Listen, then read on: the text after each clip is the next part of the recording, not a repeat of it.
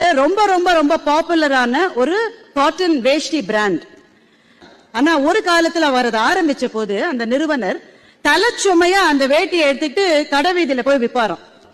அந்த பஜார்ல இருக்கிற முதல் கடை அங்க போய் முதலாளி வேஷ்டி வேணுமா முதலாளி என்று கேட்கிற போது அந்த ஆள் ஒவ்வொரு நாளும் வெளில வந்து கெட்ட வார்த்தையால வெய்வாராம்.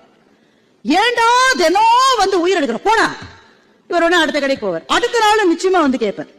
இது பல நாட்களாக தொடர்ந்தது. ஒரு நாள் இவர் போய் கேட்கிற போது அங்க முதல் கடையினுடைய முதலாளி பயங்கர மோசமான மூட்ல இருந்தார்.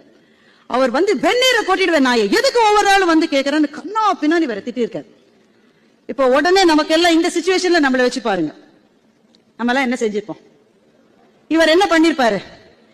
அவர் என்ன சொன்னாரா, மூட்டையை இறக்கி வச்சு முதலாளி தினம் உங்க கடைக்கு வரேன், நீங்க வாங்க மாட்டீங்கன்னு எனக்கு தெரியும், இருந்தாலும் தினம் உங்களை வந்து கேட்கிறேன், ஏன் உங்க முகத்தை பார்த்துட்டு போனா இன்னைக்கு வியாபாரம் ரொம்ப நல்லா நடக்குது முதலாளி.